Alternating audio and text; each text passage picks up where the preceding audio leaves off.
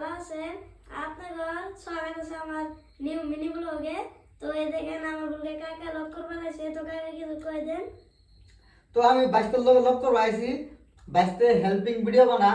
তো তো ভাবলাম বাইস্তের ভিডিও দিই, তো ভাবলাম সরাসরি যে বাইস্তের লোক লক্ষ্য রাখি। আর বাইস্তের বাপের লগে তো আগে শুনেছি নাকি এক লগে ড্রাইভার, আমরা ট্রাক ড্রাইভার, মানে আমার সাথে ট্রাক চালাই আর কি, ট্রাক ড্রাইভার। তারপরও বাইস্তে যে ভিডিও বানা, আবার ভিডিও বানার পাশাপাশি আবার স্কুল পড়ে মানুষের হেল্প করে, ছোট তোলে এটা একটা শিক্ষা। আসলে বাপ যদি ভালো থাকে পোলা বানো ভালো হয়।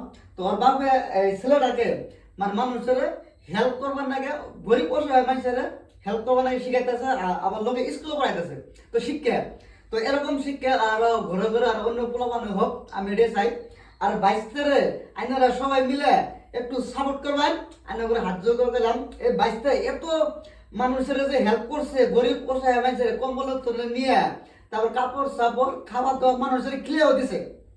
আমি কিন্তু বাইশটার ভিডিও বহুত ভিডিও দেখছি, কমসে কম 70 ভিডিও ছাড়ছো তোমার প্রোফাইলে, 70 ভিডিও, ওভার মিনিমাম 50-60টা। 50-60টা হেল্প ভিডিও ছাড়ছে আর কি, 50-60টা এরকম। 700 ভিডিও পোস্ট করছে ইনস্টা, ইউটিউবে, ফেসবুকে। তারপরও কিন্তু 22 ফলোয়ার বাড়তেছে না। মানে হেল্প ভিডিও বানায়, গরিব মানুষের গরিব অসহায় মানুষের হেল্প করে, সহায় করে।